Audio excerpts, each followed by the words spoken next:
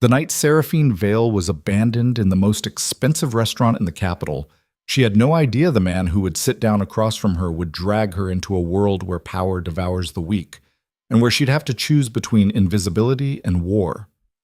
If you want to see how a woman with nothing becomes the queen who breaks an empire, stay until the end. Hit like and comment what city you're watching from. The champagne glasses around her caught the light like tiny mocking stars. Seraphine Vale sat perfectly still at table 17, her hands folded in her lap, her spine straight despite the growing certainty that she'd been a fool.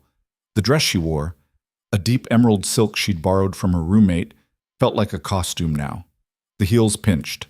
The lipstick was too bright.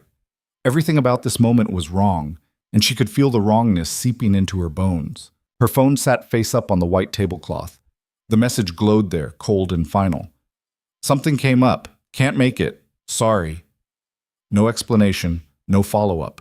Just those 8 words, delivered 20 minutes after she'd arrived. She'd read it 4 times now, as if repetition might change the meaning. It didn't. Around her, the restaurant hummed with wealth. Crystal chandeliers dripped from vaulted ceilings. Waiters moved like shadows in tailored black, their footsteps silent on marble floors.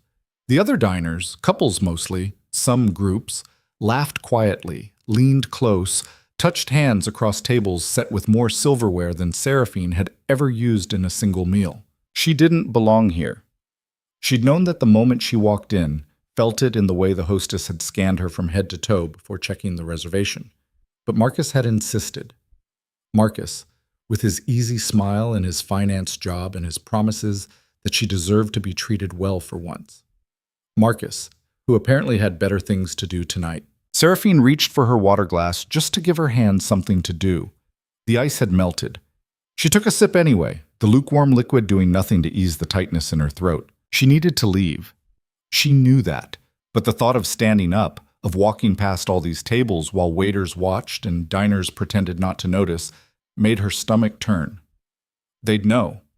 Somehow, they'd all know she'd been stood up, that she was the girl in the borrowed dress who wasn't worth showing up for.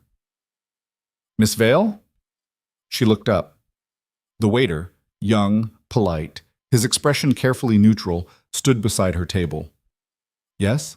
Will your guest be arriving soon? The kitchen is asking because he's not coming. The words came out steady, which surprised her. I'll just take the check for the water. Of course. He hesitated. Although, if I may, the reservation was for the tasting menu. The deposit is non-refundable. Heat crawled up her neck. How much? $240. The number hit her like a slap. That was half her rent. That was groceries for a month. That was Marcus's reservation, Marcus's idea, Marcus's expensive gesture that she was now somehow responsible for. She swallowed. I'll need a minute. The waiter nodded and retreated. Seraphine stared at the empty chair across from her, rage and humiliation warring in her chest. She could call Marcus, demand he pay for the reservation he'd made and abandoned, but the thought of begging, of giving him that power, made her sick. She'd pay it herself. She'd figure it out. She always did. Seraphine was reaching for her purse when movement caught her eye. A man, tall, dark-suited, was walking toward her table. No, not walking. Moving with the kind of deliberate purpose that made people step aside without thinking about it. He stopped beside the empty chair. This seat taken?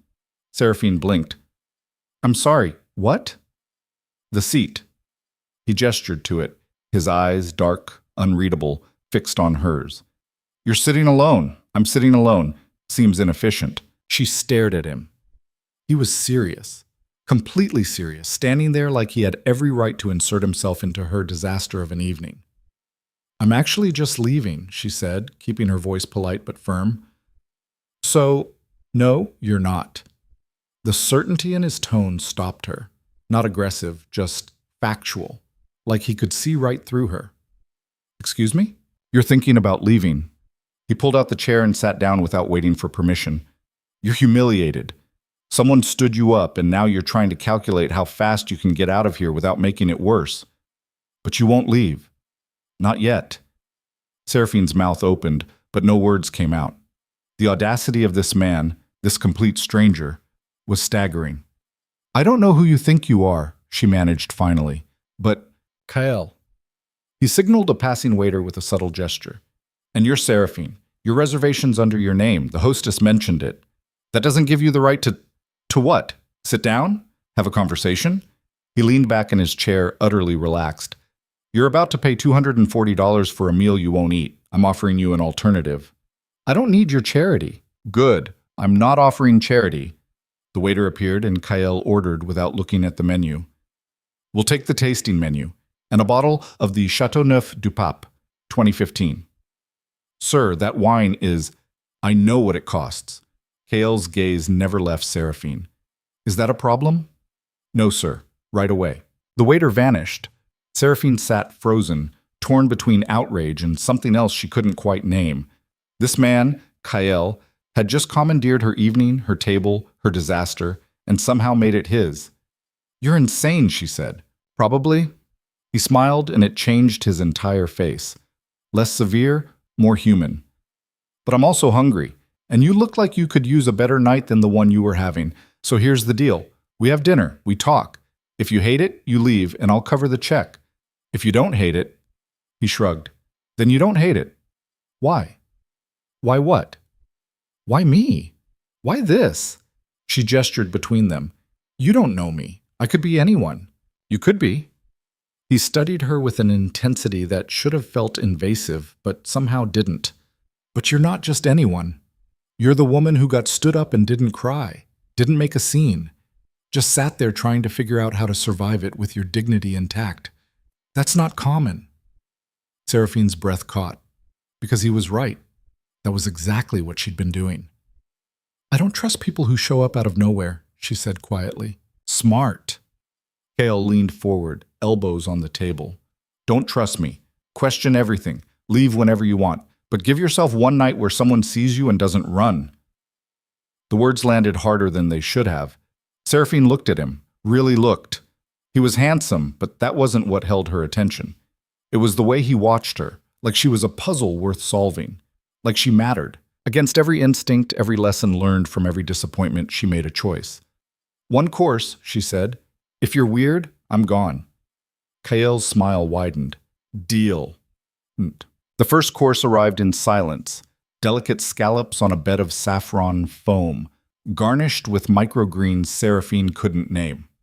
She picked up her fork, hyper-aware of Kael watching her. You always this tense at dinner? He asked. Only when I'm dining with strangers who ambush me. Fair. He took a bite, nodded appreciatively. So tell me about Marcus. She nearly choked. How do you... The reservation was for two. You checked your phone 4 times before I sat down, and you have that look. What look?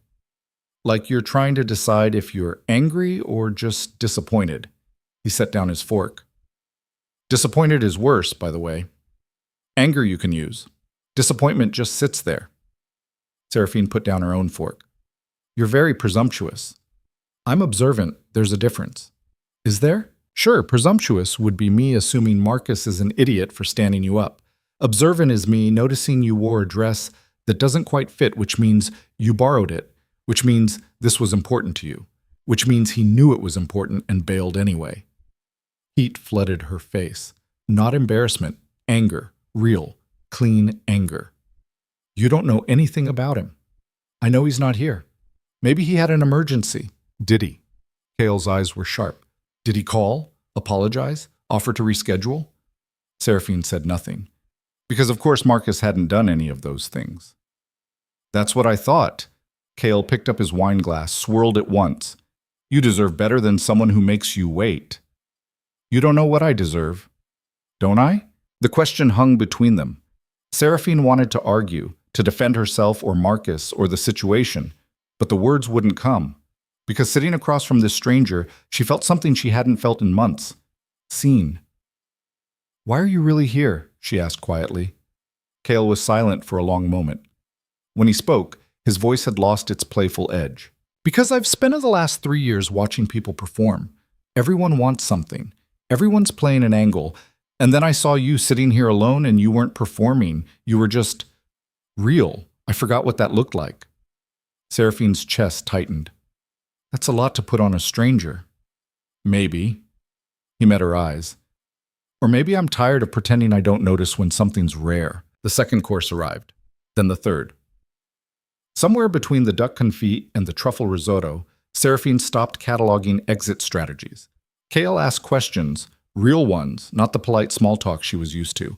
Where she grew up, what she did for work, why she'd moved to the capital. She found herself answering honestly, talking about her job at the art gallery, how she spent her days surrounded by beauty she couldn't afford, how she'd come here hoping to build something bigger than the small town she'd left behind. And have you? Kyle asked. Built something? Seraphine laughed, bitter. I'm 26, living in a studio apartment with a roommate making barely enough to cover rent, so no, not really. That's not nothing. It's not much. You're still here. He said it simply, like it was obvious. A lot of people would have quit, gone home, given up. You didn't. I'm stubborn. You're strong. He corrected her quietly. There's a difference. Seraphine looked down at her plate. No one had ever said that to her before. Not like that. Not like they meant it. What about you? She asked, changing the subject. What do you do? Kyle's expression shifted, not quite closing off, but becoming more careful. I work in management. That's vague. It's accurate. He smiled, but it didn't reach his eyes. I handle problems. Make decisions. Keep things running. Sounds boring. It can just so be.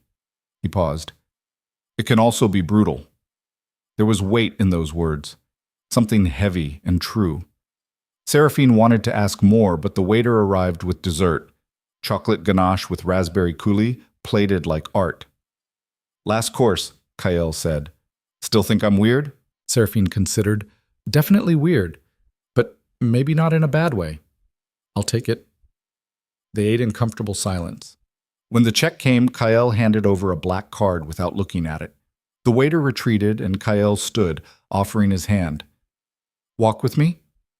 Seraphine hesitated. Every rational part of her brain screamed that this was how people disappeared, that she didn't know this man, didn't know his real name or his job or why he'd really sat down at her table. But then she thought about Marcus's text, about her empty apartment, about all the safe choices she'd made that had led exactly nowhere.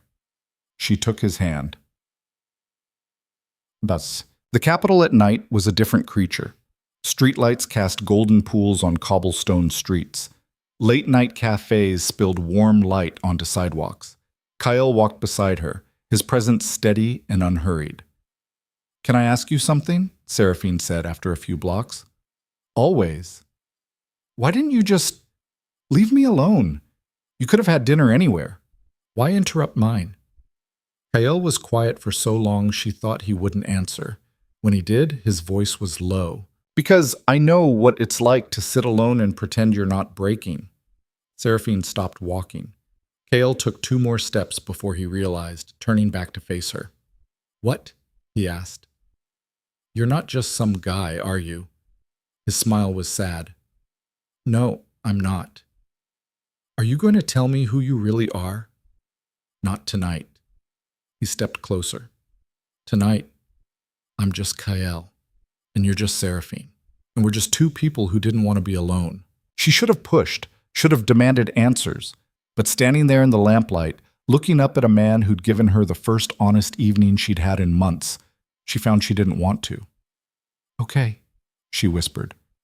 Kyle reached out, his fingers brushing her cheek. The touch was gentle, questioning. Seraphine's breath caught. I'm going to go, he said quietly. Before I do something we'll both regret. Like what? Like asking to see you again when I have no right to. What if I want you to? His hand dropped. You don't know what you're asking. Then tell me. I can't. The pain in his voice was real. Not yet. But Seraphine. He caught her hand, held it carefully. This wasn't chance. I'll find you again. I promise. Before she could respond, he was gone, walking away into the night like he'd never been there at all. Seraphine stood alone on the sidewalk, her hand still warm from his touch, her mind racing. She didn't know his last name, didn't have his number, had no way to find him even if she wanted to. But as she finally turned toward home, she realized something had changed. The humiliation from earlier, The shame, the anger, had burned away, replaced by something else. Hope. Dangerous, reckless hope. She'd been a fool to let him in. A fool to trust him. A fool to believe that one night could mean anything at all. But as she walked through the capital's glittering streets, Seraphine Vale couldn't quite bring herself to care. For the first time in a long time, she felt alive. 3 days later, the news broke. Seraphine was at work, inventorying a new shipment of sculptures, when her co-worker Mira burst into the back room, phone in hand. Holy shit! Holy shit! What? The Alpha Summit. Mira shoved the phone in her face. Look! Seraphine squinted at the screen. It was a news article, dense with text and topped by a photo. A man in a sharp suit standing before a crowd of cameras. Dark hair, dark eyes. A face she'd know anywhere. Alpha. Kale Draven announces reformation of Territorial Council. The words blurred. Seraphine grabbed the phone, read it again, and again. Alpha Kyle Draven, ruler of the Northern Territories. One of the most powerful men in the Empire. The man who'd sat across from her 3 nights ago and eaten dessert. Seraphine, Mira's voice sounded far away. You okay? You look... Seraphine's phone rang. Unknown number. She answered without thinking. Hello? It's me. Kale's voice, low and familiar and impossible. I told you I'd find you again. Her hands shook. You're an alpha. Yes. You lied to me. No. A pause. I just didn't tell you everything. There's a difference. Is there? She was using his words now, throwing them back. Because it feels a lot like lying. Seraphine. Don't. She closed her eyes. Don't do this. Whatever you think this is, whatever you want, I can't. I want to see you. No. Please. The rawness in that single word stopped her. She'd never heard someone with that much power sound so human. Why? She whispered. Because that night was the first time in years I felt like myself. He breathed out slowly. And I'm not ready to let that go. Seraphine stood in the gallery's back room, surrounded by priceless art and her own shattering certainty that her life would never be simple again. She should say no, should hang up, should run as far and fast as she could from a man whose world could crush her without even noticing. But then she thought about his hand on her cheek, his voice saying, "You're strong," the way he'd looked at her like she was worth something. One meeting, she heard herself say, somewhere public, and then we're done. Kale's laugh was soft, almost sad. Liar. What? You don't want to be done any more than I do, but okay, public, safe. I'll send a car tomorrow at 7. I didn't say yes. You didn't say no. He was right. Damn him, he was right. This is insane, Seraphine said. Probably, Kyle agreed. See you tomorrow, Seraphine. He hung up. She stood there holding her phone, Mira staring at her with wide eyes. Was that? Mira started. I have no idea what I just agreed to, Seraphine said honestly. But as she returned to work, trying to focus on inventory sheets and shipping manifests, her mind was somewhere else entirely. Tomorrow. 7 o'clock. A car sent by an alpha. She was either about to make the best decision of her life or the worst. And terrifyingly, she had no idea which. The car that arrived at 7 wasn't what Seraphine expected. No sleek limousine, no tinted windows screaming wealth and secrecy. Just a dark sedan, understated, with a driver who nodded politely and opened the door without a word. She'd changed clothes 3 times, settled on black pants and a cream blouse. Professional, unremarkable. Armor disguised as simplicity. Mira had watched the entire process with barely concealed glee, offering commentary Seraphine had mostly ignored. You're meeting an alpha, Mira had said. An actual alpha. Do you understand how insane that is? Seraphine understood perfectly. That was the problem. Now sitting in the back seat as the city slid past, she pressed her palms against her thighs to keep them from shaking. The driver hadn't told her where they were going. She hadn't asked. Some part of her didn't want to know. Didn't want to give herself another reason to bolt. They drove for 20 minutes, leaving the commercial district behind, climbing into the hills where the old estate sat behind iron gates and manicured hedges. The car turned down a private road, stopped before a house that looked more like a fortress. Stone and glass, modern lines softened by ivy and carefully placed lighting. The driver opened her door. "He's in the garden." Seraphine stepped out, her heart hammering. A stone path led around the side of the house, lit by low lamps that cast more shadow than light. She followed it, her footsteps too loud in the quiet. The garden opened up before her, terraced levels, stone benches, a fountain trickling water into a basin carved from dark rock. And there, standing with his back to her, was Kael. He'd traded the suit for something simpler: dark pants, a white shirt with the sleeves rolled to his elbows. He looked smaller somehow, more human, though the set of his shoulders still carried that unmistakable authority. "You came," he said without turning around. "You knew I would." "Hoped." He faced her then, and the impact of his gaze hit just as hard as it had 3 nights ago. Hoping and knowing aren't the same thing. Seraphine stayed where she was, maintaining distance. "Why am I here, Kael?" "Because I asked you to be." "That's not an answer." "No." He moved closer, stopped when he was still several feet away. "But it's the truth. I wanted to see you again, that's all." "That's all?" She laughed, sharp. "You're an alpha. You rule the Northern Territories. You have, what, thousands of people under your command? And you want me to believe you asked me here just because you wanted to see me?" Yes. The simplicity of it knocked her off balance. She'd prepared for manipulation, for games, for all the things powerful men did when they wanted something. Not this. Not honesty delivered like it was the most natural thing in the world. "I don't understand you," she said quietly. "Good. I don't understand me either right now."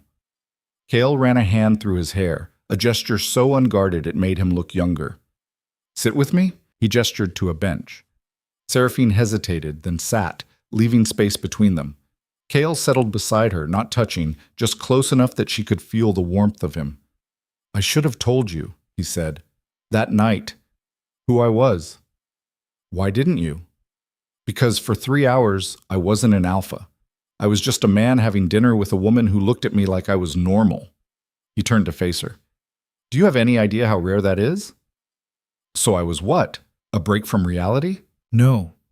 You were the first real thing I'd encountered in years." Seraphine wanted to stay angry, to hold on to the hurt of his omission, but the raw honesty in his voice made it impossible. "What do you want from me?" she asked. "I don't know yet." He smiled, sad and self-aware. "Terrible answer, I know, but it's true.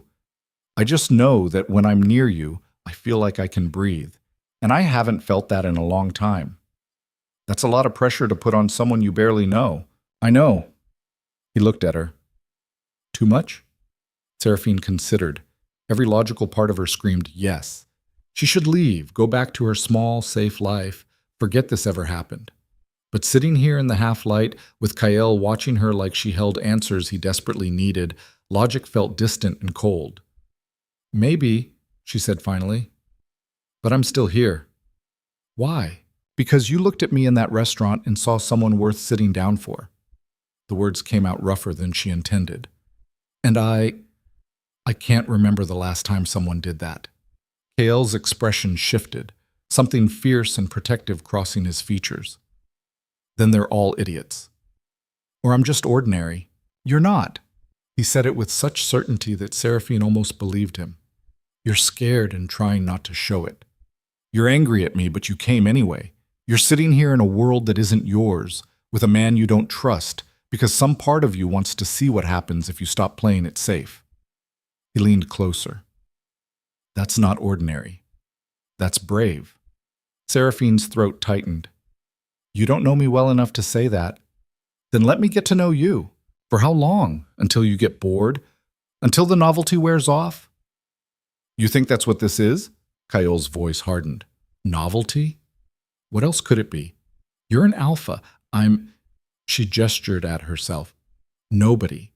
I work in a gallery making barely enough to survive. I don't have connections or power or anything you need, so what am I to you, really?" The question hung between them, sharp and challenging. Kael stood abruptly, paced to the fountain, his hands braced against the stone. "You want the truth?" He didn't wait for her answer. "I'm surrounded by people who want something, always. Every conversation is a negotiation. Every smile is calculated. I haven't had a genuine interaction in so long I forgot what it felt like. He turned, and then I saw you, sitting alone, and you were just present. Not performing, not angling, just being. And it reminded me I used to be that way too. So I'm a reminder? Seraphine stood. A mirror for who you used to be? No, you're a chance. He crossed back to her. A chance to remember what it's like to want something for no reason except that I want it. To care about someone because I choose to, not because it's strategic or necessary. That's not fair to me. I know. His voice dropped. I know, and I'm asking anyway. Because I'm selfish and I'm tired, and when I look at you, I feel something other than empty. Seraphine's breath caught. This close, she could see the fine lines at the corners of his eyes, the shadow of exhaustion he wore like a second skin. He wasn't performing either. This was real. One date, she heard herself say. A real one. Not dinner ambushes or secret gardens, something normal. Cale's smile was slow, transforming his entire face. Normal. I can do normal. I doubt that. Let me try. She should say no, should protect herself.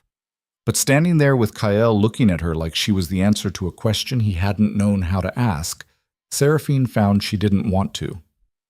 Okay, she whispered. Normal, it turned out, was impossible when you were dating an alpha. Their first real date was at a small cafe in the arts district. Seraphine's choice.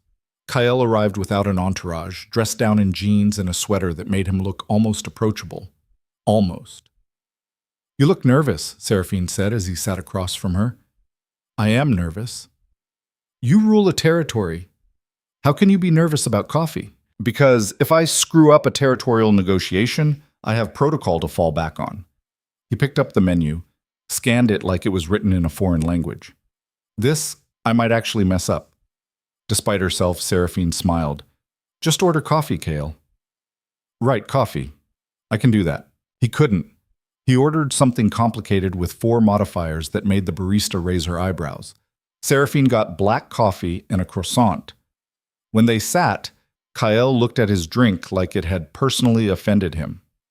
What is this? Your coffee. It has foam. You ordered a cappuccino. I thought that was just fancy coffee. Seraphine laughed, really laughed, and something in Kael's expression softened. There it is, he said quietly. What? That smile, the real one. He leaned back. Worth the terrible coffee. They talked for 2 hours, about everything and nothing. Kael asked about her work, listened intently as she described the politics of the gallery world, the artists she loved, the pieces that moved her. She asked about his life before the title, and he told her stories about growing up in the mountains, learning to track and hunt, the isolation that had shaped him. Did you always know you'd be alpha? She asked. No, I thought I'd avoid it, actually. His smile was bitter. But when your father dies and the territory's fracturing, you don't get to choose. That sounds lonely. It is. He looked at her. Less so lately. Seraphine's chest tightened. This was dangerous territory, this easy intimacy, but she couldn't seem to stop herself from leaning into it. They went on another date, then another. Kael took her to places she'd never seen, a private screening room where they watched old films, a rooftop garden at sunset, a bookstore that stayed open late just for them. Each time, he was careful, respectful, never pushing, never assuming, but the connection between them grew anyway, inevitable as sunrise. 3 weeks in, Seraphine realized she was in trouble. She'd started thinking about him during the day, catching herself smiling at random moments when something reminded her of their conversations. Mira noticed, of course, and had stopped pretending to be subtle about her questions. So when do I get to meet him? Mira asked one morning. You don't. Come on, you're dating an alpha. That's got to come with perks. It comes with complications. Like what? Seraphine set down her coffee. Like the fact that his world isn't mine, like the fact that eventually reality is going to crash in and this whole thing is going to fall apart. Or, Mira said gently, it won't. Maybe it works out. Maybe you get the fairy tale. Life doesn't work that way. Maybe yours does. Seraphine wanted to believe that, but she'd learned early that hope was expensive, and she'd already spent more than she could afford. The cracks started showing in week 4. Kale had to cancel a date, council business, unavoidable. Seraphine understood, told herself it was fine, but then it happened again and again. Each time with an apology, each time with promises to make it up to her. She tried not to let it bother her, tried to remember that he had responsibilities she couldn't imagine. But the space between them started to widen, filled with all the things he couldn't tell her, all the parts of his life she wasn't allowed to touch. The breaking point came on a Thursday. Seraphine was at the gallery when Kyle called, his voice tight. "I need you to come to the estate, now." "What's wrong?" "Just, please, I'll explain when you're here." The car arrived 10 minutes later. The drive felt longer than usual, dread building in Seraphine's chest. Something was wrong. She could hear it in Kyle's voice, feel it in the way the driver moved faster than normal. When she arrived, Kyle was waiting at the door. He looked wrecked, hair disheveled, shirt partially untucked, his jaw tight with barely contained fury. "What happened?" she asked. "Come inside." She teshvid. He led her to a sitting room she hadn't seen before, formal, with heavy furniture and portraits on the walls.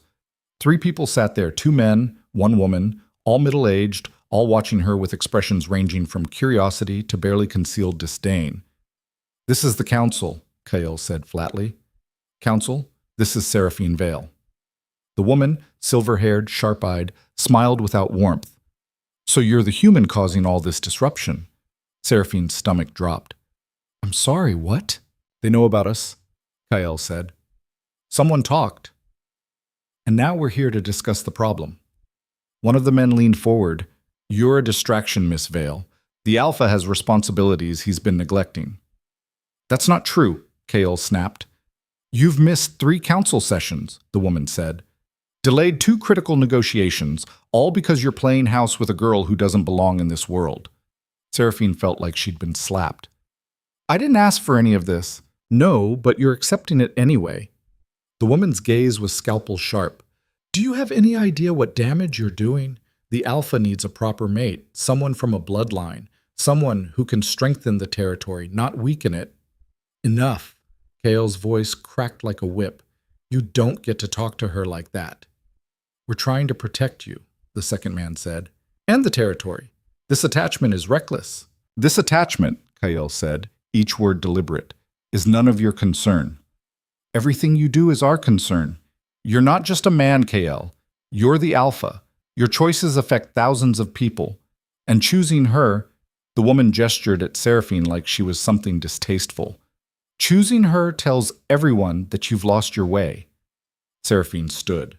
Her legs felt unsteady, but she locked her knees. "I should go."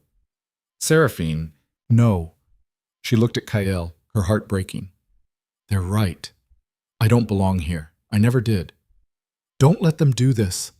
They're not doing anything." Her voice cracked. "They're just saying what we both knew all along." She turned and walked out, made it to the hallway before Kyle caught her arm. "Please, don't run." "I'm not running. I'm being realistic." She pulled free. "Look at this, Kyle. Look at what we're doing. You're missing council meetings. They're questioning your judgment. This thing between us, it's hurting you." "I don't care." "You should." Tears burned her eyes. "You have a responsibility to your territory, to your people, and I'm getting in the way of that." "You're not in the way. You're the only thing keeping me sane. That's not healthy. Don't you see that?" She pressed her palms to her face. "You can't make me responsible for your happiness. That's not fair to either of us." "I'm not—" Kale stopped, closed his eyes. "You're right. You're right, and I hate it. I should go. If you leave now, they win. They get to decide who I care about, who I spend time with. Is that what you want?" "What I want doesn't matter. It matters to me." Seraphine looked at him, really looked, at the pain in his eyes, the tension in his shoulders, the way he was barely holding himself together. And she realized something that made her chest ache. He meant it, every word, but meaning it wasn't enough. "I can't do this," she whispered. "I can't be the reason you destroy yourself." She walked away. Down the hall, out the door, into the waiting car. and Kael didn't follow. For 3 days, Seraphine heard nothing. She went to work, came home, tried to pretend her world hadn't just imploded. Mira tiptoed around her, offering comfort Seraphine couldn't accept, because accepting comfort meant admitting how much it hurt, and she wasn't ready for that. On the 4th day, a package arrived at the gallery. Inside was a single photograph, Kael and her at the cafe, laughing. She didn't remember anyone taking it. Beneath the photo was a note in his handwriting. "I don't know how to do this without you, but I'll learn, because you deserve better than someone who makes you a problem to solve." Seraphine stared at the note until the words blurred. That night, she couldn't sleep. She kept replaying the council meeting, the way they'd looked at her like she was dirt, the way Kael had defended her, the way she'd walked away because staying felt selfish. At 2 a.m, her phone rang. "Hello? It's me." Kael's voice was rough, exhausted. "I'm sorry. For all of it. For putting you in that position. For asking you to be part of something that wasn't fair." "Kael, no, let me finish. You were right about all of it. I was using you as an escape, and that wasn't fair. You deserve someone who can give you everything, not someone who drags you into his mess." Seraphine's throat closed. "So that's it? We're done?" The silence stretched so long she thought the call had dropped. "I don't want to be done," Kael said finally, "but I don't know how to make this work either. How to be what you need and what they need. I'm tired of failing at both." "You're not failing, aren't I?" His laugh was bitter. "The council's right. I've been distracted, making choices based on what I want instead of what's necessary. That's not what a good alpha does. Maybe being a good alpha doesn't mean sacrificing everything that makes you happy. In my world, it does." Seraphine sat up, her heart pounding. "Then change your world." "What?" "Change it. You're the alpha. You make the rules. If the old way isn't working, make a new way." "It's not that simple." "Why not?" She was standing now, pacing. "You act like you're powerless, but you're not. You have more power than almost anyone. So use it. Stop letting them tell you who you can care about. They'll fight me. Let them. Show them you're not afraid." "I'm afraid." The admission was raw. "I'm terrified. Because choosing you means choosing against everything I've been taught, everything I'm supposed to be." "Then don't choose me." Seraphine's voice broke. "Choose yourself. Choose the person you want to be, not the person they're trying to make you. And if that person wants me, then I'm here. But I won't be your rebellion. I won't be the thing you pick just to prove a point." Kael was silent for a long time. "What if I choose you and it all falls apart?" he asked quietly. "Then it falls apart. But at least you'll know you tried. You make it sound easy. It's not easy. It's terrifying. But you told me I was brave for showing up. So show up, Kael. For yourself, for us, whatever that means." She heard him breathe out slowly. "Okay," he said. "Okay? Okay, I'll try. I'll figure out how to do this without sacrificing everything that matters. But Seraphine," his voice steadied, "if I do this, I need you to promise me something." "What?" "Don't run. When it gets hard, when they come after you, when it feels impossible, don't run. Fight with me. Let me prove this is worth it." Seraphine closed her eyes. Every instinct screamed at her to protect herself, to walk away before she got hurt worse. But then she thought about Kael's smile, his honesty, the way he looked at her like she was something precious. "I promise," she whispered. "Then I'll see you tomorrow. No more hiding. No more secrets." He hung up. Seraphine stood in her dark apartment, phone clutched in her hand, and realized what she'd just agreed to. War. Because that's what it would be when Kael chose her openly. When he stood against the council and their traditions and their certainty that she didn't belong. And somewhere in the city, Kael Draven was making the same realization, preparing to do something no alpha had done in generations. Choose his own path. Consequences be damned. The morning after that phone call, Seraphine woke to the sound of her phone exploding with notifications. She grabbed it, squinting at the screen. Texts from Mira. Missed calls from numbers she didn't recognize. And then she opened the news app, and her stomach dropped. Alpha Kael Draven to address Territorial Council. Today, Sources suggest major announcement. The article was sparse on details, but the speculation was rampant. Political reform, new territorial agreements. Some whispered about succession plans. But Seraphine knew. Somehow, she knew this was about her. Her phone rang. Kyle. "Did you see the news?" she asked instead of hello. "Yes." "Don't panic." "Easy for you to say. What are you doing?" "What I should have done weeks ago." His voice was steady, determined. "I'm calling a formal gathering. Every council member, every territorial representative, every bloodline elder. And I'm making it clear that you're not going anywhere." "Kyle, that's necessary. They need to understand that I'm not asking permission anymore. They're going to tear you apart." "Let them try." A pause. "Can you be ready in 2 hours? I'm sending a car." "For what?" "For the gathering. I want you there." Terror shot through her. "No, absolutely not. You can't ask me to walk into a room full of people who hate me." "I'm not asking. I'm begging." His voice softened. "I know it's unfair. I know it's terrifying. But if I'm going to do this, I need you standing beside me. I need them to see that you're not some weakness they can exploit. You're the reason I'm doing this at all." Seraphine sat on the edge of her bed, her hands shaking. "What if I mess it up? What if I make things worse?" "You won't. Just be yourself. That's all I need." "Kyle, 2 hours, Seraphine, please." He hung up before she could argue further. Mira found her 20 minutes later, standing frozen in her closet. "Okay, what's happening?" Mira demanded. "You look like you're about to face a firing squad." "Close." Seraphine pulled out a dress, put it back. "Kyle's making some kind of announcement to the council. He wants me there." "Holy shit, you're going to meet the whole council?" "Apparently. And you're worried about what to wear?" Mira pushed past her, started rifling through hangers. "Babe, you need armor. Something that says, 'I belong here and I'm not apologizing.'" "I don't own anything like that." "Then we improvise." 45 minutes later, Seraphine stood in front of the mirror wearing a dress she'd forgotten she owned. Deep navy, simple lines, nothing flashy but somehow striking. Mira had twisted her hair into something elegant, applied makeup that made her look composed instead of terrified. "There," Mira said. "You look like you could take down an empire." "I feel like I'm going to throw up." "That's normal. Just remember, they're expecting you to crack.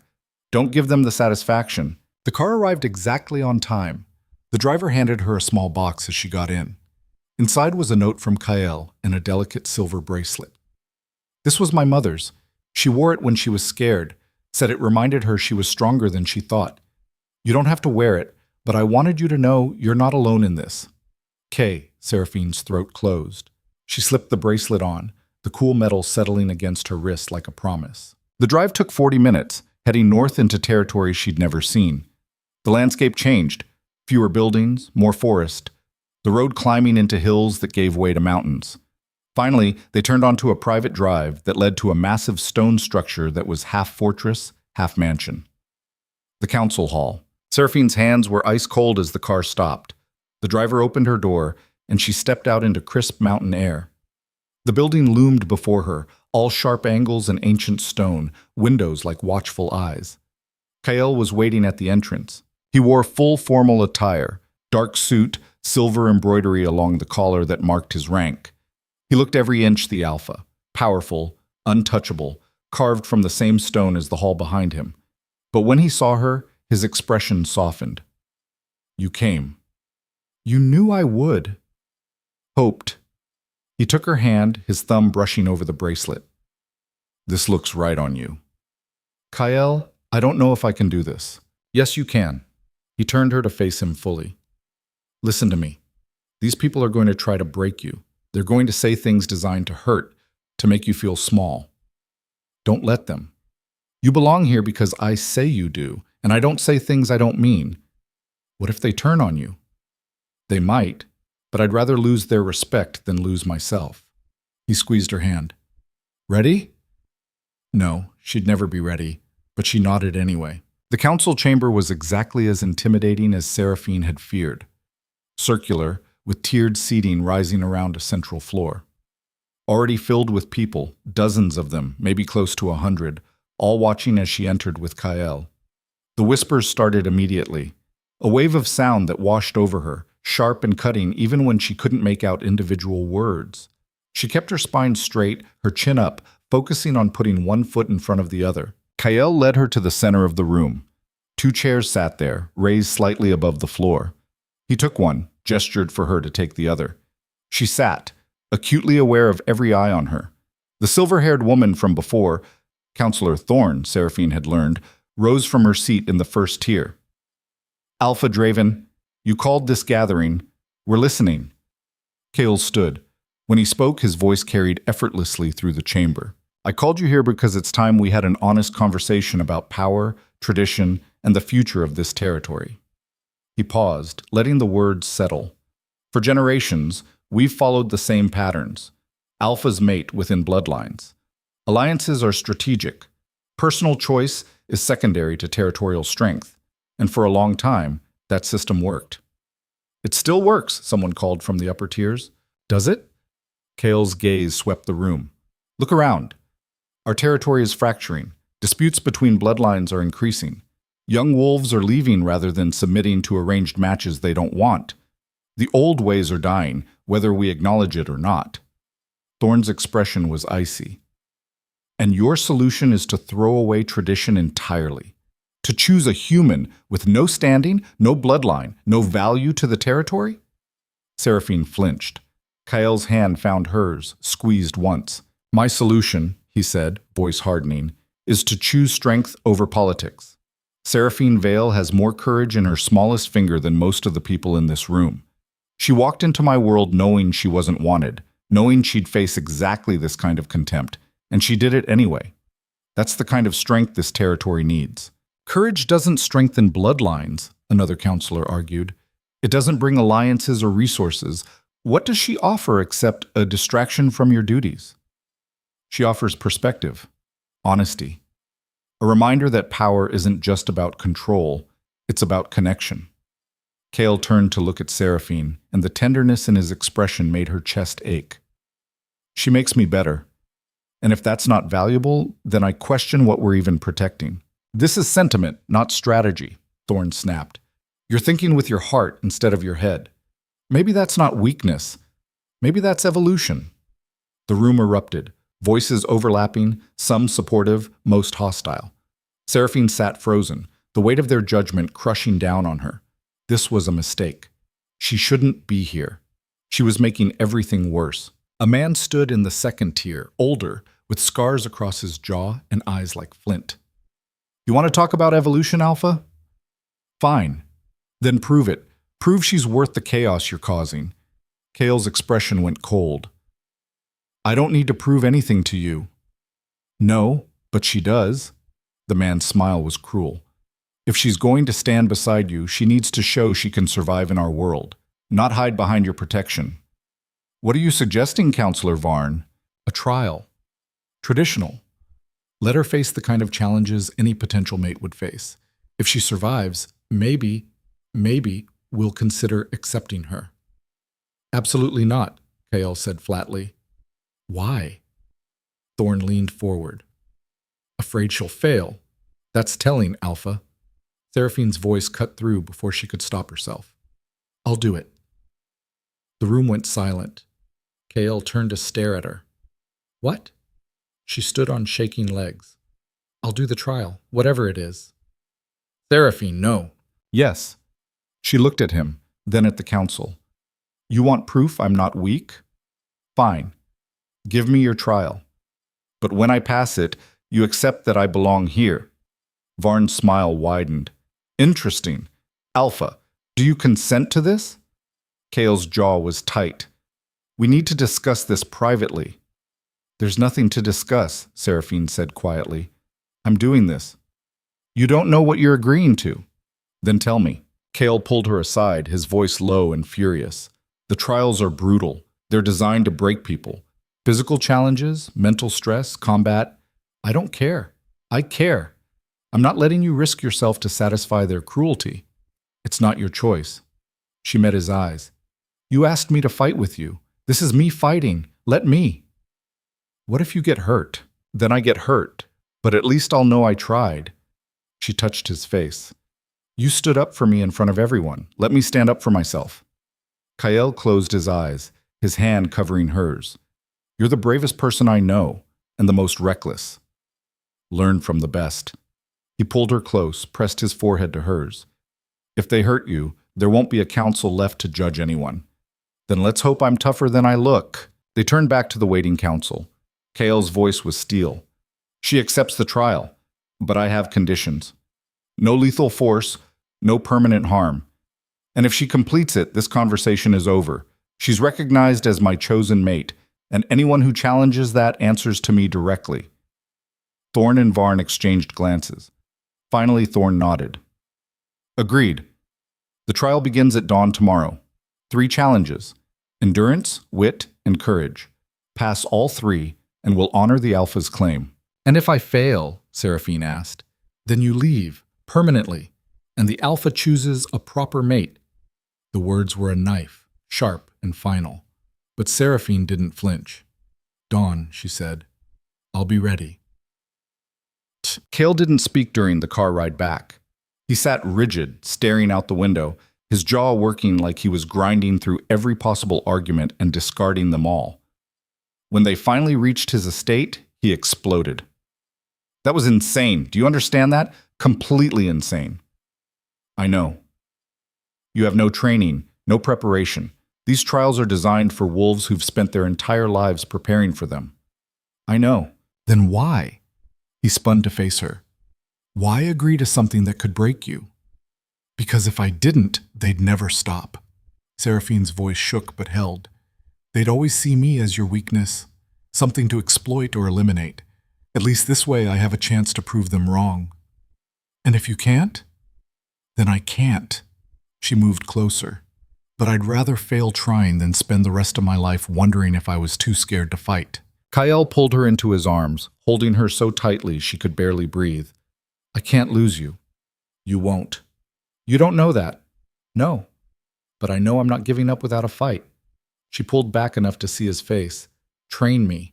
Whatever time we have before dawn, use it. Make me ready. Seraphine, please, help me survive this. Something shifted in his expression. The fear didn't leave, but it was joined by something else. Determination. Okay? But we do this my way. No holding back, no half measures. If you're doing this, you're doing it right. Yes. They worked through the night. Kael pushed her through exercises she'd never imagined, teaching her how to fall without breaking, how to read an opponent's movement, how to push past exhaustion. He was relentless, demanding, but every harsh word came wrapped in desperation. Again, he barked as she stumbled through a defensive sequence. I can't. You can. You will. Again. She went again. And again. Until her muscles screamed and her lungs burned and she wanted to collapse. But Kael's voice kept pulling her forward. The endurance trial will try to break your body. Don't let it. Pain is just information. Acknowledge it and move past it. Easy for you to say. It's not easy. It's necessary. He caught her when she nearly fell. You're stronger than you think. You just have to believe it. What if I don't? Then fake it until you do. As dawn approached, Kael finally let her rest. She collapsed onto a mat, her entire body shaking. He sat beside her, handed her water. The wit trial will be psychological, he said quietly. They'll try to get in your head, make you doubt yourself. Don't engage with it. Stay focused on the goal. What's the goal? Survival. That's always the goal. And the courage trial? Kael's expression went dark. I don't know. It's different for everyone. Whatever they think will scare you most. Great. Looking forward to it. He didn't smile. Seraphine, listen to me. You can withdraw. Right now before it starts. No one would blame you. I would. Then promise me something. He took her hand. If it gets too much, if you're truly in danger, you stop. You don't push yourself to the point of no return just to prove a point. Kael, promise me. She looked into his eyes and saw raw fear there. Not for himself. For her. I promise, she whispered. He kissed her then, desperate and fierce, like he was trying to pour every unsaid word into that single moment. When they pulled apart, both were shaking. Whatever happens today, he said, know that you've already proven everything that matters. To me. Then let's make sure everyone else sees it too. Dawn broke cold and clear. The trial grounds were a clearing in the forest north of the council hall, ringed by ancient trees and watched by what looked like the entire council, plus dozens of others who'd come to witness. Seraphine stood in the center, dressed in simple athletic clothes Kael had provided. Her body ached from the night's training, but adrenaline kept her sharp. Counselor Thorne stepped forward, holding a ceremonial staff. The trial of 3 begins. First challenge, endurance. Cross the marked path to the northern stone. Return before the sun reaches its zenith. The path will test your limits. Fail to return in time, and you forfeit. Seraphine looked at the tree line. A red marker glowed against a distant tree. It looked impossibly far. How far? She asked. 10 miles. Each way. Thorne's smile was cold. Through terrain designed to exhaust. Begin. Seraphine ran. The first mile was easy. Flat ground, clear path. She found a rhythm, controlled her breathing, but then the terrain shifted. Uphill, steep, the ground rocky and unstable. Her legs burned, lungs screamed. She pushed through. At mile 3, the path became a creek bed. Ice-cold water rushed over slick stones. She waded through, nearly fell twice, kept moving. Her feet went numb. Didn't matter. Forward. Mile 5 brought fallen trees she had to climb over. Her hands scraped bloody on bark. She tasted copper, ignored it. The northern stone appeared finally, a massive boulder marked with carved symbols. She touched it, turned around. The return was worse. Exhaustion had set in. Every step felt like moving through concrete. Her vision blurred. She fell, skinned her palms, got up. Fell again, got up again. The sun was climbing. She didn't know how much time she had left. Didn't care, just moved, one foot in front of the other. A mantra. Don't stop. Don't stop. Don't stop. The clearing appeared through the trees. She could see the council waiting. The sun was almost at its peak. She ran, stumbled, ran, crossed into the clearing and collapsed. Thorne checked the sun's position. Acceptable. Rest 10 minutes. Then the second trial begins. Seraphine lay on the ground, chest heaving. Kael appeared above her, offering water. You did it, he said quietly. 1 down. She could barely speak. 2 to go. You don't have to. Yes, I do. The wit trial was different. They led her to a tent where 3 council members sat across a table. No physical challenge this time, just questions. Tell us, one began, why you believe you deserve to stand beside an alpha. Seraphina's mind raced. They wanted her to claim worthiness, to argue her value. That was the trap. I don't, she said. Silence. The counselors exchanged glances. Explain. No one deserves to stand beside anyone. Relationships aren't about deserving. They're about choosing. Kael chose me. I chose him. That's all that matters. Pretty words. But what do you bring to this union? What strengthens the territory? I bring perspective. I'm not trapped in your traditions or your politics. I see things differently. That's valuable. Or dangerous. Sometimes those are the same thing. They questioned her for an hour. About loyalty, about sacrifice, about what she'd do if forced to choose between Kael and the territory. She answered honestly, even when the truth was uncomfortable. Finally, they dismissed her. Adequate, Thorne said. The final trial awaits. The courage trial took place in a stone circle deep in the forest, just Seraphine, Kael, and the council. In the center of the circle sat a small chest. The final challenge, Varn announced, is simple. Open the chest. Face what's inside. Survive the encounter. Seraphine approached slowly.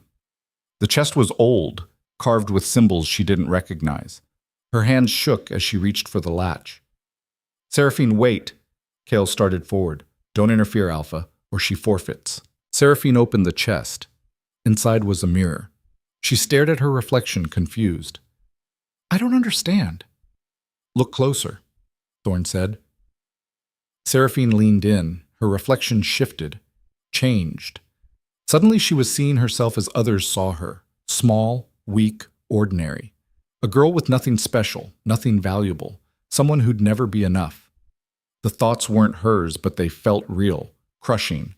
She tried to look away but couldn't. You're not strong enough, not smart enough, not worthy. You're going to fail. You're going to lose him. You're going to prove them all right. No, she whispered. They're laughing at you, mocking you. You're pathetic. No. You should run, hide, give up. You are always going to fail. No. Seraphine slammed the chest closed, breathing hard. The council watched in silence. The trial shows you your deepest fear, Thorne said. Most people can't close the chest. They become paralyzed by it, but you did. Why? Seraphine straightened, her voice stronger than she felt. Because I'm tired of being afraid. I'm tired of letting other people's opinions define me. I know what I am. I know what I'm capable of. And I don't need a magic mirror or your approval to validate that. She turned to face them all. I passed your trials, all three. So here's what happens now. You accept me, or you tell Kyle to his face that you're willing to destroy your territory over pride. Your choice.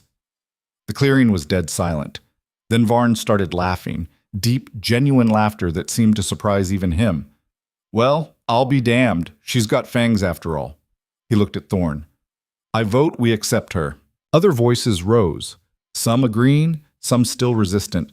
But the tide had shifted. Seraphine had done the impossible, not by being perfect, but by refusing to break. Thorne's expression was unreadable. Finally, she inclined her head. The council recognizes Seraphine Vale as the Alpha's chosen mate. May she prove worthy of the faith placed in her. It wasn't warm, but it was acceptance. Kale crossed to Seraphine, pulled her into his arms. She was shaking, adrenaline crashing now that it was over. You did it, he whispered against her hair. You actually did it. Don't sound so surprised. I'm not surprised. I'm in awe. They stood there, holding each other, while the council dispersed. But as the crowd thinned, Seraphine caught movement at the tree line, a figure watching them. When she focused, trying to see clearly, they vanished into shadow. Something cold settled in her stomach. A premonition.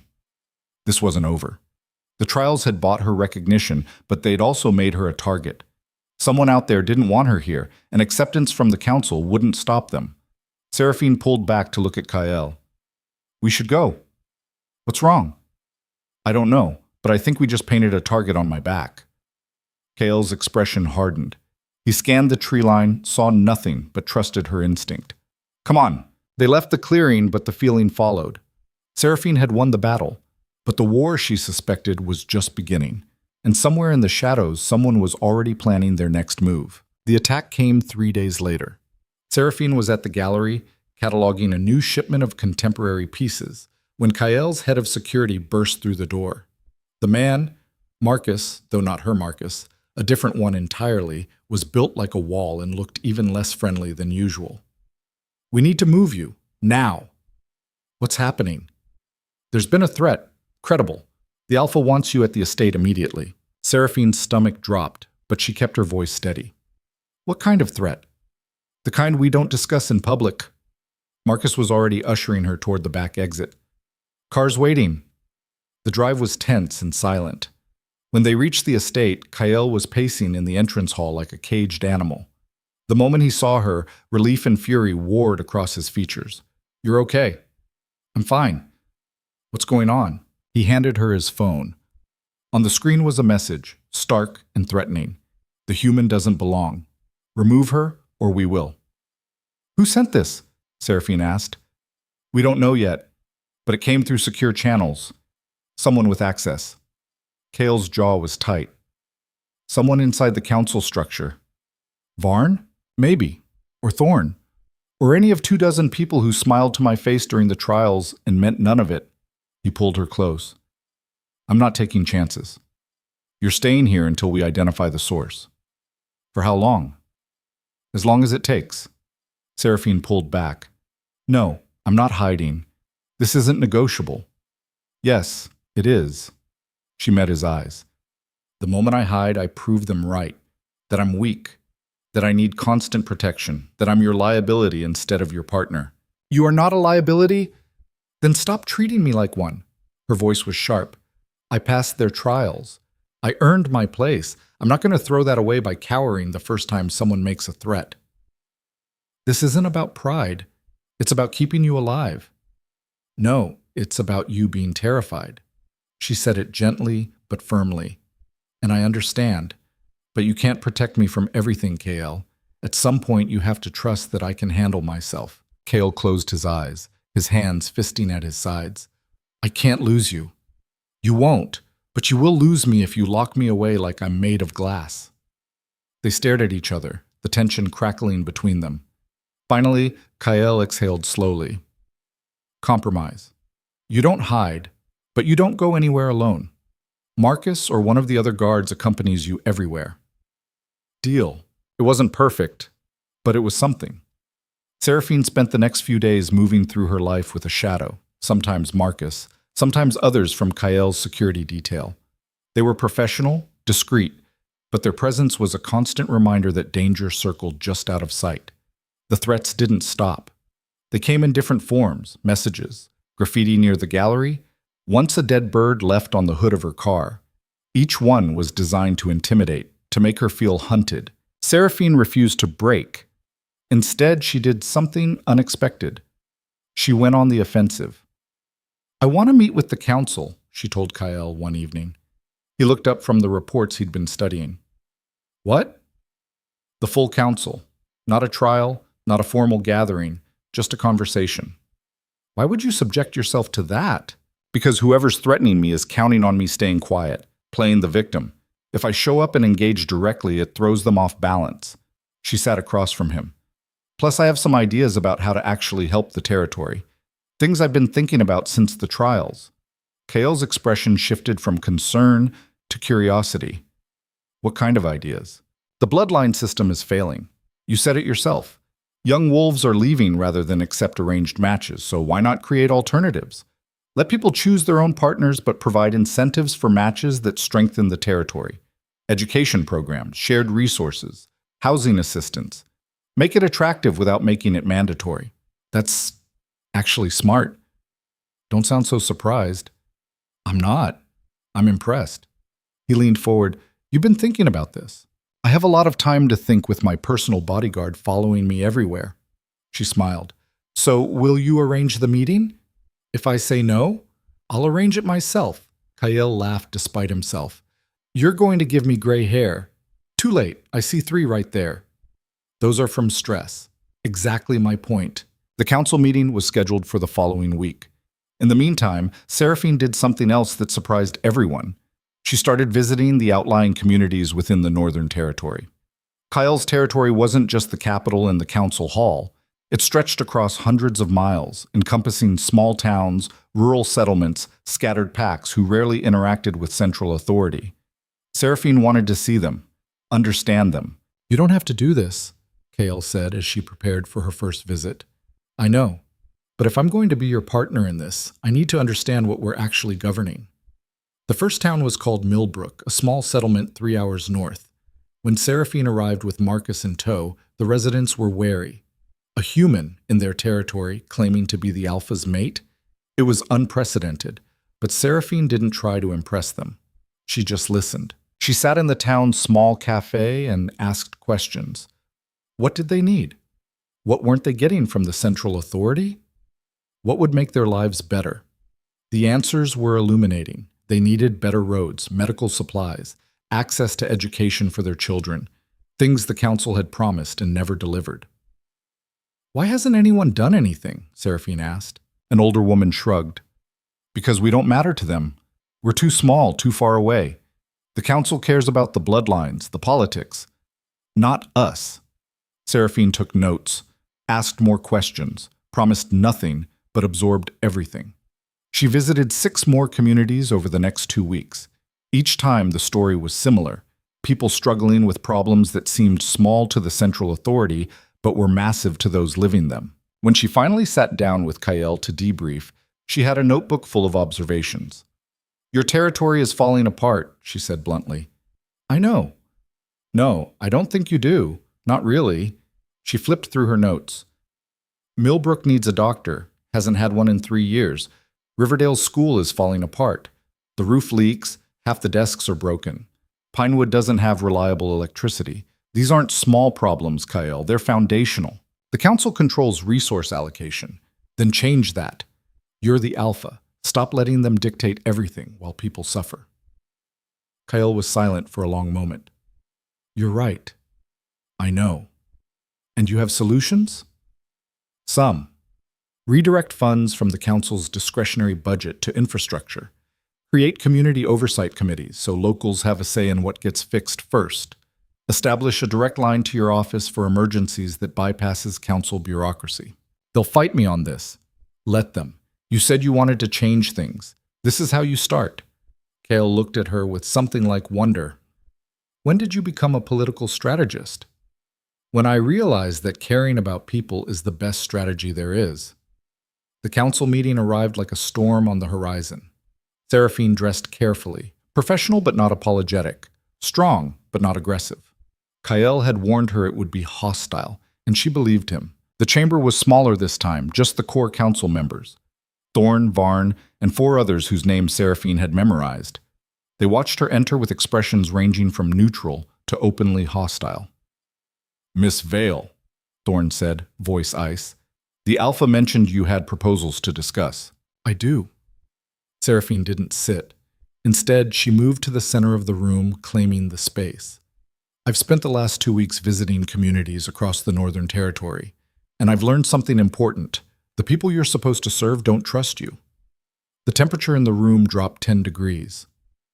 Careful, Varn said quietly. Why? It's true. Seraphine pulled out her notebook. Millbrook, population 400, hasn't had a doctor in 3 years despite multiple requests. Riverdale School is structurally unsound. Pinewood doesn't have consistent power. Should I go on? These are budgetary issues. No, these are priority issues. You have money. I've seen the budgets. You're just spending it on the wrong things. She met Thorn's gaze directly. You're so focused on maintaining power among the bloodlines that you've forgotten about everyone else. And it's killing this territory from the ground up. And you think you can fix this? Thorn's voice dripped condescension. A human who's been here all of 5 minutes? I think I can see what you're too close to notice. You've been playing the same political games for so long you've forgotten what actually matters. Which is? People. Not power, not tradition. People. Seraphine set her notebook on the table. I have proposals. Specific, actionable plans to address the problems I've identified. You can implement them, or you can keep pretending everything's fine while your territory crumbles. Your choice. The silence was deafening. Then one of the other counselors, a younger man named Garrett, spoke up. I'd like to hear the proposals. Thorn shot him a look, but Garrett didn't back down. If she's actually been to these communities, she might know things we don't. Seraphine spent the next hour walking them through her ideas. The infrastructure fund, the community oversight committees, the direct emergency line. She backed everything with data, with specific examples, with clear implementation steps. She could see the resistance in some faces, but she could also see consideration in others. When she finished, Varn leaned back in his chair. I have a question. Yes? Why do you care? These aren't your people. This isn't your territory. You could just exist. Let us handle governance while you play the alpha's mate. Why put yourself in the line of fire? Seraphine considered her answer carefully. Because I love him. And I love him enough to help build something worth leading, not just watch him struggle with a broken system. She paused. Also, because I'm going to be here whether you like it or not. I'd rather be useful than decorative. A ghost of a smile crossed Varn's face. Fair enough. He looked at the others. I vote we implement her infrastructure proposal on a trial basis. 6 months. See if it works. You can't be serious, Thorn protested. Why not? What we're doing now isn't working. Might as well try something new. Garrett nodded. I agree. Trial basis. One by one, the other counselors added their votes. Not all of them. Thorn held out, along with one other. But it was enough. Kael, who'd been silent throughout, finally spoke. It's decided then. We'll implement Seraphine's plan. She'll oversee the initial rollout. Absolutely not, Thorn said. She has no authority. She does now. Kael's voice was steel. I'm appointing her as community liaison. She'll have access to budgets, direct reporting authority, and full backing of my office. You're giving a human an official position? I'm giving someone who cares and is competent a position. That she's human is irrelevant. The meeting dissolved into arguments, but the decision was made. As they filed out, Garrett approached Seraphine. That took guts, he said quietly, or stupidity. Sometimes those are the same thing. He offered his hand. If you need support and counsel, call me. Not all of us are stuck in the past. Seraphine shook his hand, surprised. Thank you. Don't thank me yet. Thorn's going to make your life difficult. She already has been. Fair point. That night, Seraphine and Kyle sat in his study, the fire crackling, both exhausted but oddly energized. You just took on a massive responsibility, Kyle said. I know. The council's going to scrutinize everything you do. I know. And if this fails, then it fails. But at least we tried. She looked at him. You said you wanted to change things. This is how we do it, one community at a time. Kyle pulled her close, pressed a kiss to her temple. I don't deserve you. Probably not, but you're stuck with me anyway. They sat in comfortable silence until Kyle's phone rang. He checked it, frowned. It's Marcus. Emergency, he answered. What is it? Seraphine watched his expression shift from confusion to shock to cold fury. When? How many? A pause. I'm on my way. He hung up, already moving. There's been an incident. Millbrook. Someone set fire to the medical clinic. What? But it was just rebuilt. I know. KL's eyes were dark. This is a message. Someone doesn't like what you're doing. Then we go there, show them we're not backing down. It could be dangerous. Everything we do is dangerous. Seraphine stood. Let's go. The drive to Millbrook took 2 hours, pushing speed limits. When they arrived, the smell of smoke still hung in the air. The clinic, newly renovated with funds Seraphine had redirected, was a charred shell. The townspeople had gathered, their faces grim. When they saw Seraphine, something shifted. The older woman from before, Martha, stepped forward. They did this because of you, because you helped us. I'm so sorry. Don't be. Martha's voice was firm. This just proves you were right. Someone's scared of what happens when we actually get taken care of. She looked at the crowd. Show her. People stepped forward one by one, holding tools, lumber, supplies. We're rebuilding, Martha said. Tonight. And anyone who tries to stop us can deal with all of us. Seraphine's throat closed. You don't have to cheat. Yes, we do. You fought for us. Time we fought back. Kale stepped forward. Then you'll have resources, money, materials, labor, whatever you need. We'll need a lot. You'll get it. They worked through the night. Kyle and Seraphine alongside the townspeople, clearing debris, laying new foundations. It was exhausting, dirty work, but no one complained. As dawn broke, the frame of the new clinic stood against the sky. Rough, incomplete, but real. Martha found Seraphine, pressed a cup of coffee into her hands. Thank you. I should be thanking you. For what? For not giving up, for fighting. Seraphine looked at the construction. I was starting to think we couldn't win this. Maybe we can't, but we can make them work for it. Martha smiled, tired but fierce. You're not alone in this fight, girl. Remember that. On the drive back, Seraphine leaned against Kael's shoulder, exhaustion pulling her under. But before she slept, she realized something important. The threat, the fire, the resistance, it wasn't stopping her. It was galvanizing support. The more someone tried to tear down what she was building, the more people rallied to protect it. She wasn't just surviving anymore. She was building something real, something that mattered. And for the first time since this whole thing began, Seraphine felt something she'd been missing. Hope, not the fragile, desperate kind. The fierce, unshakable kind that comes from seeing people fight beside you instead of against you. The council meeting 2 weeks later was different. Seraphine presented updates on the infrastructure projects. 3 clinics renovated, 2 schools repaired, emergency power systems installed in 4 communities. The numbers were irrefutable. Even Thorn couldn't dismiss the results. This is acceptable progress, Thorn admitted, the words clearly painful. It's more than acceptable, Garrett said. It's transformative. I've had more positive constituent contact in the last month than the previous year. Other counselors nodded agreement. Not all. Some still watched Seraphine with suspicion, but the tide was turning. After the meeting, Varn approached her in the hallway. I owe you an apology, he said without preamble. For what? For assuming you'd break. For thinking you were just the alpha's indulgence. He met her eyes. You're changing things. Actually changing them. That's rare. I'm just doing what needs to be done. No, you're doing what the rest of us were too scared or too comfortable to do. He paused. There are still people who want you gone. Be careful. I know, but I'm not leaving. Good. Varn's smile was genuine. We need people like you, even if we're too stubborn to admit it. That night, Kale found Seraphine in the garden, staring at the stars. You're quiet, he said, settling beside her. I'm thinking about how I got here.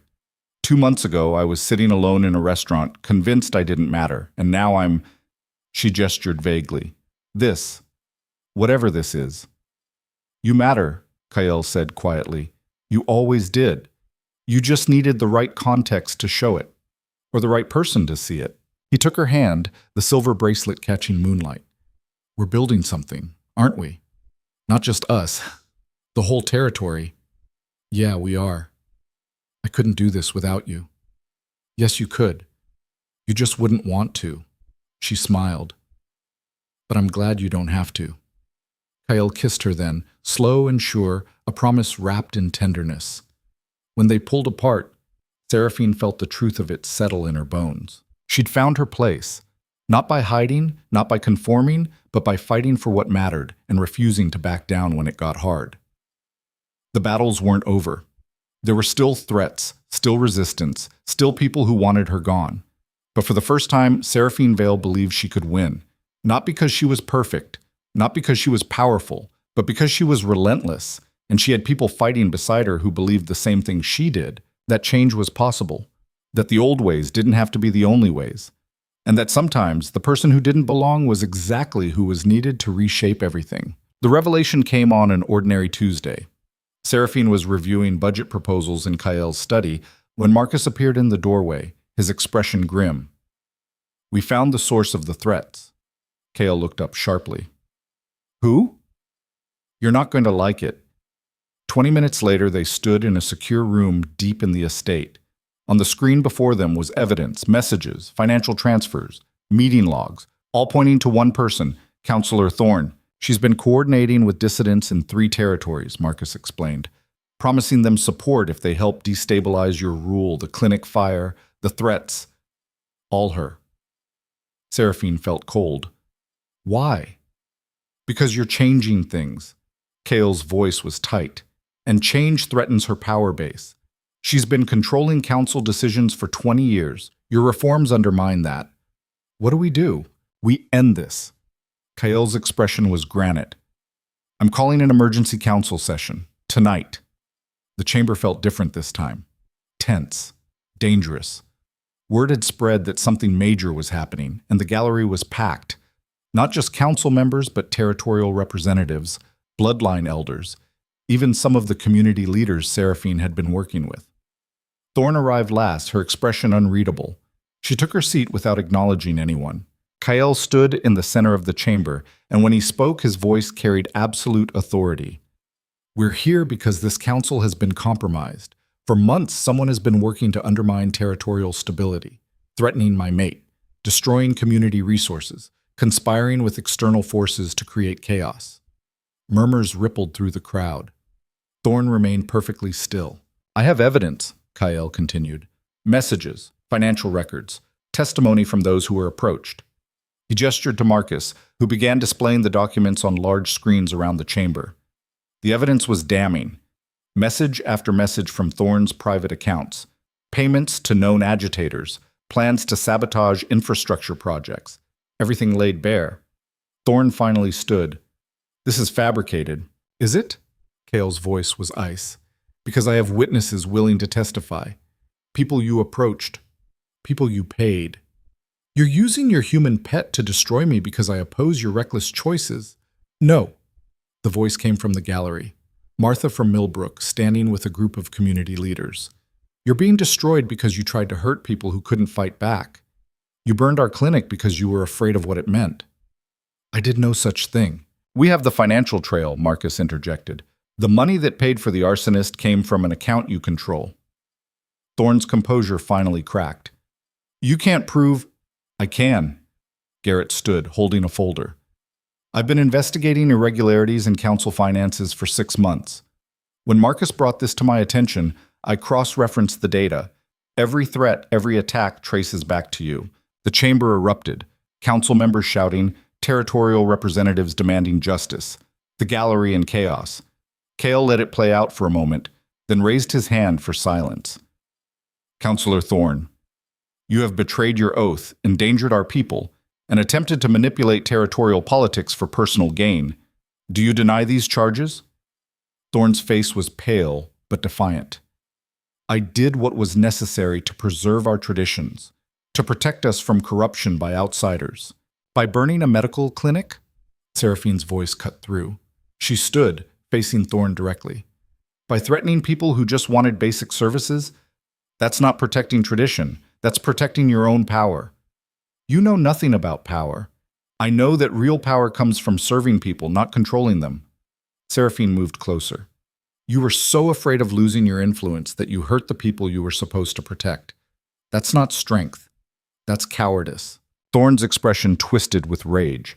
You're a human, a nothing. You have no right. She has every right. Cale's voice cracked like thunder. She's done more for this territory in 3 months than you've done in 20 years. She's earned the respect you demand but never deserved. He turned to address the full chamber. I'm stripping Councillor Thorne of her position and all territorial authority. She'll face formal charges for her actions, and I'm proposing immediate reforms to prevent this from happening again. What reforms? Someone called out. Term limits for council positions, public budget transparency, direct community representation in territorial decisions. He paused. And I'm establishing a new position, territorial advocate, someone who represents the interests of communities that have been ignored, someone who ensures that what happened here never happens again. Varn stood. Who would hold this position? Cale looked at Seraphine. I'm appointing Seraphine Vale as the first territorial advocate. She'll have authority to investigate grievances, allocate emergency resources, and report directly to my office with full transparency to the public. The chamber went silent. Then Martha started clapping, slow at first, then joined by others from the gallery. Community leaders, some of the younger council members. The sound built until it filled the space. Thorne's voice cut through. This is outrageous. You're giving a human unprecedented power. No, I'm giving someone who's proven herself a role she's already been doing. Cale's gaze was unyielding. She's changed more in 3 months than this council has changed in generations. It's time we recognize that. Garrett stepped forward. I second the appointment, and I support the proposed reforms. One by one, other council members added their support. Not all. Some remained silent, resistant. But it was enough.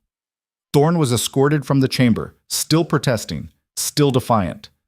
As the door closed behind her, Seraphine felt the weight of what had just happened settle over her. She was now officially part of the territorial government, not as decoration, not as the Alpha's mate, as herself. The council session dissolved into discussions about implementation, timelines, oversight. Seraphine found herself surrounded by people wanting to talk, to ask questions, to understand what this new role meant. Kael extracted her after an hour, leading her to a quiet corridor. You okay? He asked. I think so. It's a lot. You can refuse. The appointment isn't binding until you accept it formally. Seraphine looked at him. Do you want me to refuse? I want you to be happy. If this is too much, it's not too much. It's terrifying and overwhelming and probably going to consume my life. She smiled. But it's also exactly what I want to do, what I need to do. Cale pulled her close, pressed his forehead to hers. Then we do it together. Together, she agreed. The next few weeks were a blur of activity.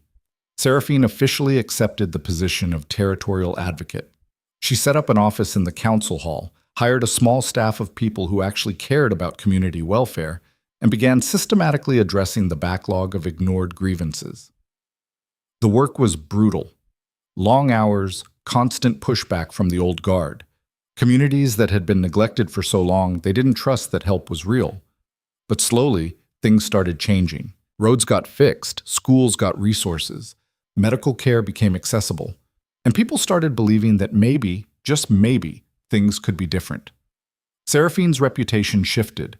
The communities she'd visited began calling her their champion. Council members who'd been skeptical started working with her instead of against her. Even some of Thorne's former allies acknowledged that the reforms were working. But the real test came 3 months after her appointment. A crisis erupted in the eastern settlements. A harsh winter had damaged infrastructure, leaving hundreds without heat or power. The traditional response would have been to route emergency requests through council bureaucracy, which could take weeks. Seraphine bypassed all of it. She authorized emergency funds directly, mobilized repair teams, and personally traveled to the affected areas to coordinate relief efforts. When some council members protested that she'd overstepped her authority, Kael backed her completely. She did what needed to be done, he told the council flatly.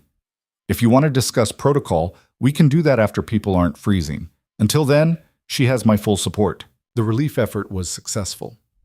No one died. The communities were stabilized within a week.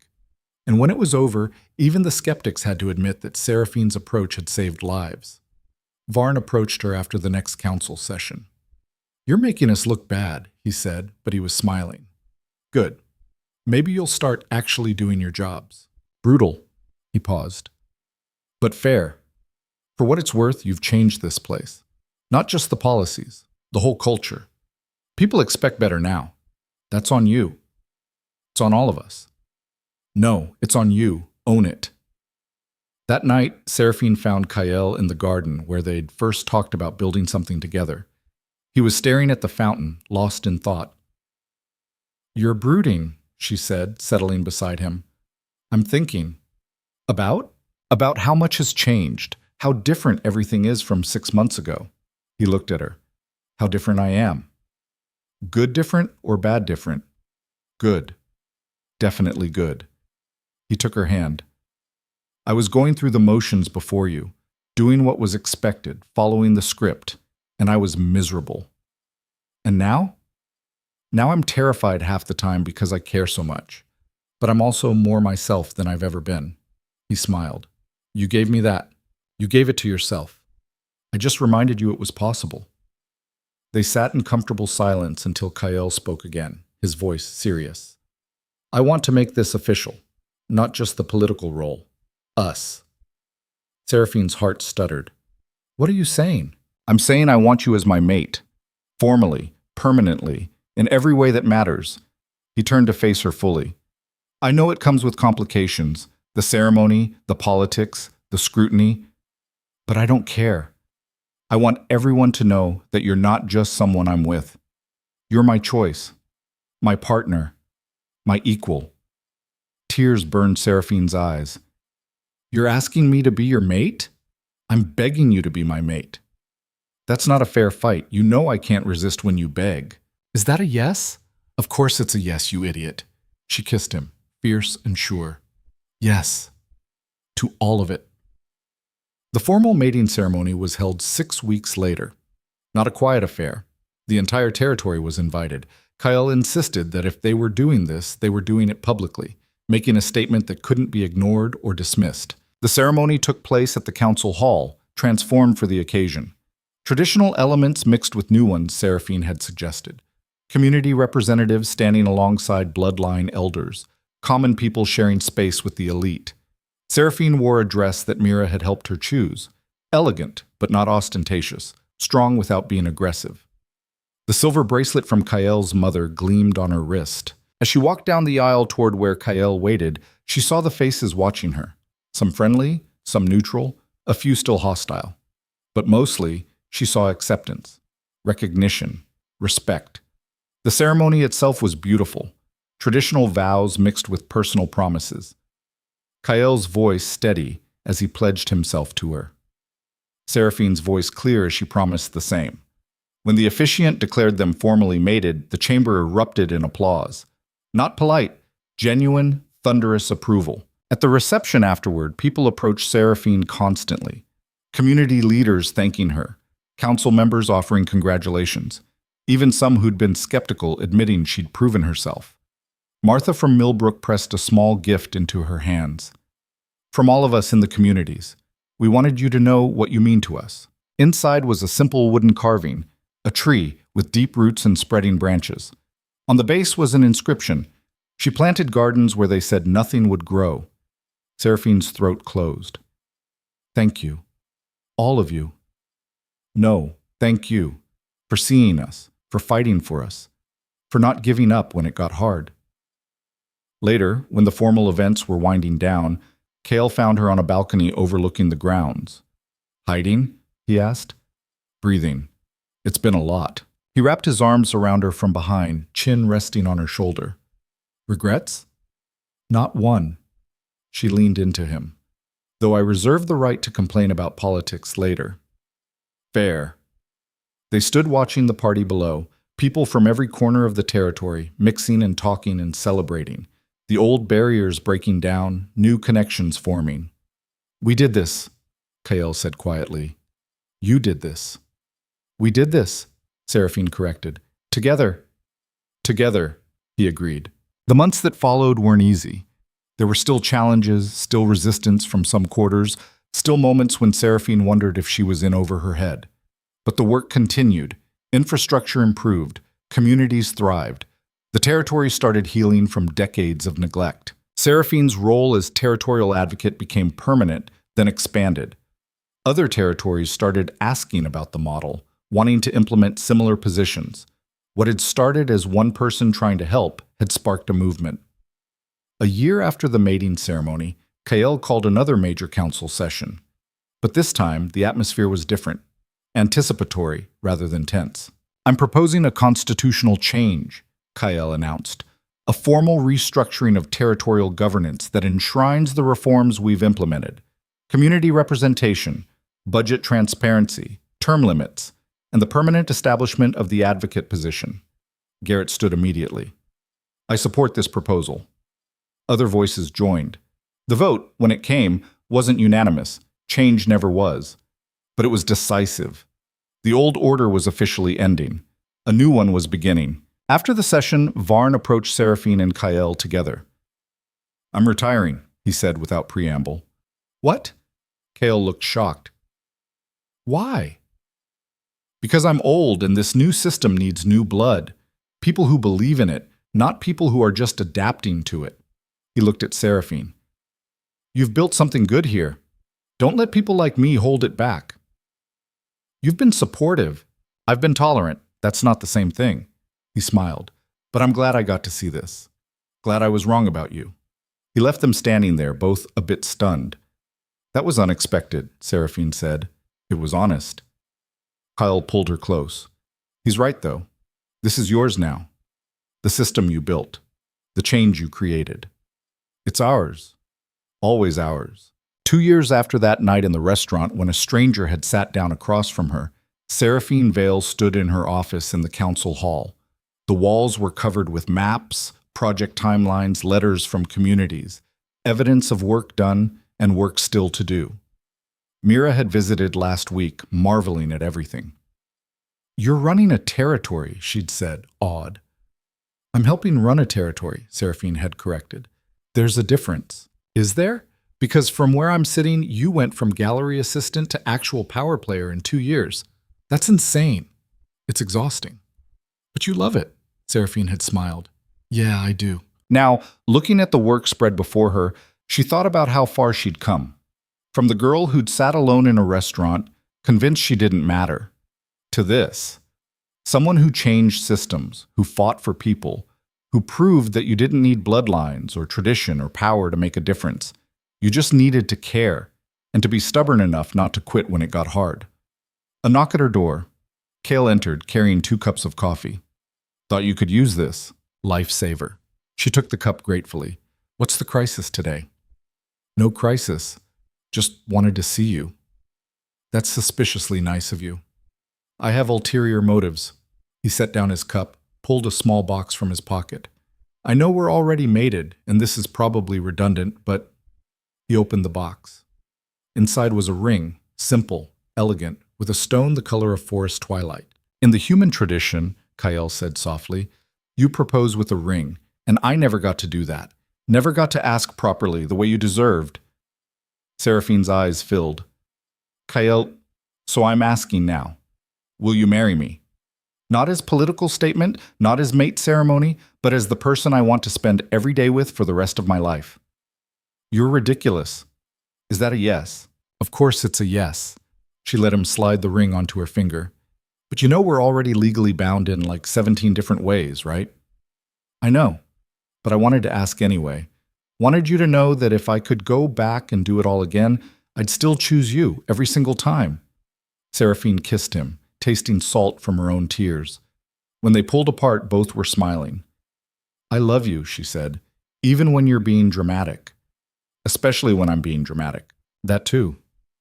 They stood together looking out the window at the territory stretching beyond, a territory that was changing, growing, becoming something better than it had been. And at the center of it all, two people who'd found each other in a moment of humiliation and turned it into something transformative. Seraphine thought about that night sometimes. The restaurant, the abandoned reservation, the stranger who'd sat down and changed everything. She'd been so certain that night was her lowest point, the moment that proved she didn't matter. Instead, it had been the beginning, the first step toward becoming someone who did matter, who made a difference, who proved that strength wasn't about where you came from or what you were born with. It was about choosing to show up, to fight, to care, even when caring was hard. Seraphine Vale had been invisible once, a girl in a borrowed dress, sitting alone, convinced the world had no place for her. Now she was anything but invisible. She was a force, a change maker, someone who'd reshaped an entire territory because she'd refused to accept that things had to stay the way they'd always been. The humiliation that had nearly broken her had become the catalyst for her transformation. And as she stood there with Kael beside her, looking out at everything they'd built together, Seraphine realized something profound. She hadn't just survived that night in the restaurant. She'd used it as fuel, as motivation, as proof that the worst moments could become the foundation for the best ones. She'd rewritten her own story, refused the role of victim, and claimed the role of victor instead. And in doing so, she had shown everyone, including herself, that sometimes the person who seems weakest is actually the one strong enough to change everything. The girl who'd been abandoned became the woman who built a new world, and she was just getting started.